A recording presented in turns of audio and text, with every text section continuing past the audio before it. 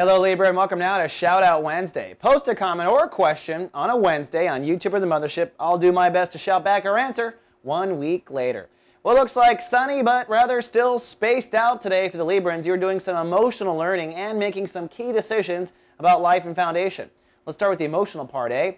The moon has now moved into Gemini, which is an air sign just like you. Now, the air signs love it when the moon moves into an air sign because the last thing air signs like are heavy earth sign emotions or water sign emotions. Air signs much rather just sit back and think about it, not have to feel it so heavy. Well, good news, you're not going to have to feel it so heavily in the next 2 days. And with the moon in Gemini, it does mean you're doing your monthly emotional learning transit. This is the month where you replay back conversations from people you've had, where you think about things, where you pick up books, where you emotionally grow up just a little bit and do some processing about your philosophy in life and how it meets your emotions. So that'll be fun for you. Now, zipping around the zodiac, the sun today is ruled by Saturn.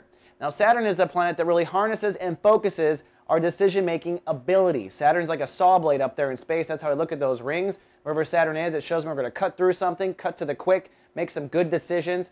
The decision now in Chapter 2 of Sun in Capricorn is whether or not you are in a good situation for self-mothering, for survival.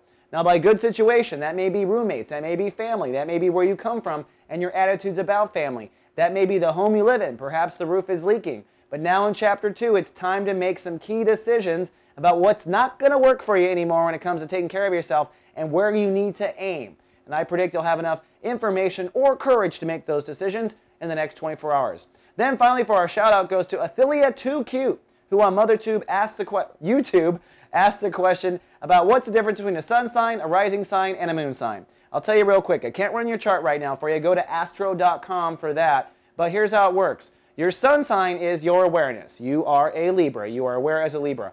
Your rising sign is your ego and the personality you put out there to other people. So although we are one sign, we pretend to be another when we shake hands and kiss babies. Your moon sign is how you emotionally process all of those things. And if you really want to get some value out of soul horoscopes, you might want to watch your rising sign and sun sign every day. Your sun sign will be what's going on. Your rising sign will be what's going on in your personal story that no one knows about. All right, that's all I have for Shout Out Wednesday. See you folks tomorrow with more. Live, love, be.